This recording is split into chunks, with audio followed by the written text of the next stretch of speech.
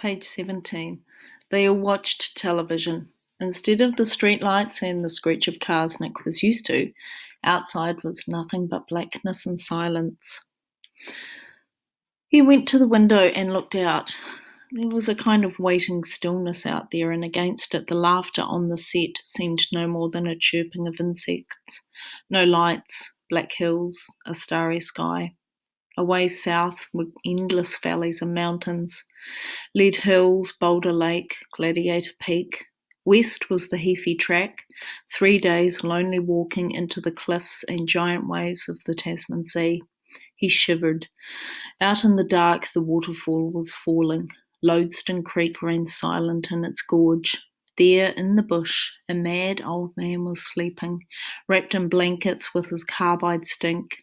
Nick made up his mind he had to tell someone. He turned back to the room. Susan was watching him. She gave a small shake of her head. She must have known what he was thinking. He frowned at her and felt his aching jaw. Please, she made the silent word with her mouth. And he shrugged and looked at his mother and father, at his uncle and aunt, laughing with their faces red at some joke on the TV set. What could he tell them? What help would they be? He turned back and looked into the night. At 10 o'clock he said good night to the adults and went to bed. He said he was tired after all that driving. His mother blew him a kiss. He'd been in bed 10 minutes when Susan opened the door and put her head in. Good night, Nick. Thank you. She was gone.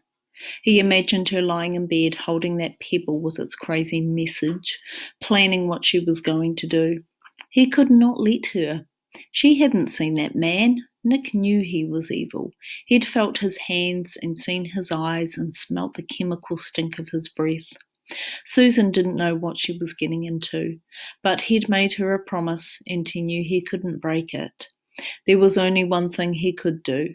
He could follow her. He could watch without her knowing. That way he'd be able to run for help. When he'd decided that, he felt better. He rolled over. His bed was cool. Soon he went to sleep. But uneasiness followed him there. Shapes came floating in his dreams. Hands came after him, and eyes of hideous red grew up in the dark and peered at him. He heard a screeching sound, and he woke sweating. It was a mosquito buzzing round his face. He gave a sigh, thankful it was nothing worse, but he knew he'd have a hard time getting back to sleep. His arms ached and his jaw was throbbing. He sat up. His mouth was dry as sandpaper. Silently, he went down to the kitchen for some water. In the lounge, the adults had turned off the TV set. They were talking, having a nightcap from the sound of glasses. He wished he could go and talk to them. He drank his water, listening at the door.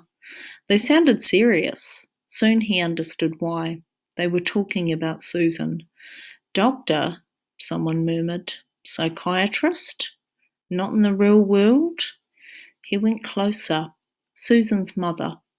She had a tiny voice, usually sharp with laughter or complaint. Now it seemed to have a grieving edge. She was like that when she was a baby. Remember Ted, how she'd be looking away, way out over the horizon as though there was something there only she could see?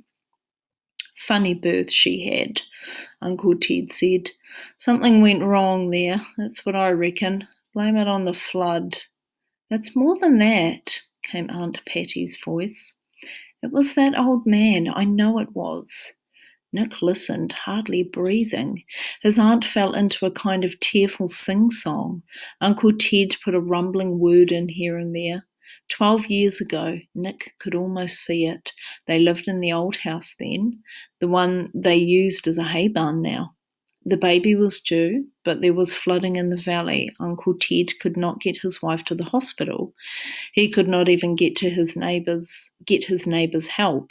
So in the little room upstairs under the sloping roof, while rain hammered on the iron, he delivered the baby himself. Everything went smoothly. At 1 o'clock she arrived, Susan, a perfect little girl. He wrapped her tightly in blankets and put her in a bassinet by the bed. He made his wife comfortable, then he left her dozing and went down to the kitchen to make a pot of tea. He was worn out. After a while he went to sleep himself with his head on the table. Then I heard this awful screech. He rushed upstairs. Aunt Patty was sitting up in bed screaming. I woke up and saw him, Aunt Patty said. He was standing by the bassinet. He was leaning over her. It was a little old man. He had white hair and a white beard. She saw it plainly in the light of the lamp Ted had left burning. But the strangest thing, the most frightening thing, was the colour of his skin. I saw it when I screamed. He looked at me. He was like someone from a flying saucer. His skin had a reddish colour and seemed to glow from within. Now, Patty, now, Uncle Ted said. That was imagination. You had just gone through a pretty tough time. He was some old prospector. They're always hanging around here, fossicking up the creeks. There's one up there now. It was red. I saw him, I know. Well, Uncle Ted said. It might have been a trick of the light, but he was there all right. I got a look at him. Just saw him duck out the door when I went to the bed. Might have been old, but he sure was quick. Uncle Ted chased him down the stairs and out of the house. He did not follow far. The old man vanished like a ghost into the night, into the beating rain. I came back to poor old Patty here. She'd grabbed the baby and was holding it, but I don't reckon he'd meant her any harm. He'd unwrapped her blankets a bit. He put her birthmark on her, Aunt Patty said. Now, Patty. He did. She had no mark till he touched her. Well, Uncle Ted admitted, I'd had a pretty good look at her. I didn't see any mark, but when Patty looked, she had this round spot here on the inside of her wrist and a sort of patch up her arm and shoulder. He put it on her. You know that. Uncle Ted said nothing, and by the door in the dark of the kitchen, Nick began to shiver. It was all coming clear, the birthmark. But Uncle Ted was going on with the story. The rain stopped, the floods went down, the doctor got through and had a good look at the baby. She was all right. The birthmark was nothing to worry about. Lots of kids had those. He wouldn't listen to talk about funny old men. Reckoned that was just imagination. It wasn't, Aunt Patty said. No, it wasn't, said Uncle Ted. I went up Lodestone Creek after the flood, checking stock. I found him up there, up by the old gold mine, been dead about 3 days. He'd fallen down a cliff and broke his neck. Tell them the rest, Aunt Patty said. Well, said Uncle Ted. He sounded nervous. I had a good look at him, see? He did have a sort of red skin, but that was nothing.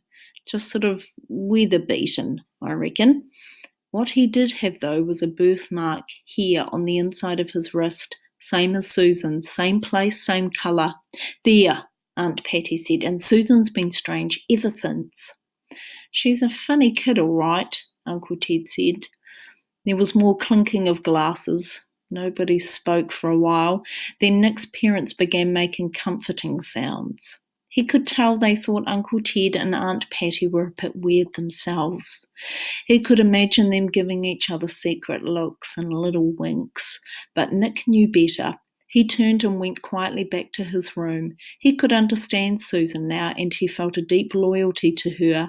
He understood her need to talk to that old man. He even understood what the message was. Nick had seen the birthmark on the inside of her wrist. It was about the size of a 50-cent piece. Patches and smears trailed away from it up her arm. It was almost as if someone had painted a circle very neatly and then been given a fright and dragged his brush away. But if you looked more closely, you saw the mark on her wrist had 2 parts. Each was shaped like a teardrop, curved like a moon. They fitted into each other perfectly. One was bright red, almost purple, and the other golden brown. In summer, it almost vanished in Susan's tan. Nick climbed into bed. He pulled the sheet up to his chin. He had it all worked out. If someone wanted to draw a mark like that and only had a pebble and a knife, he'd scratch a circle.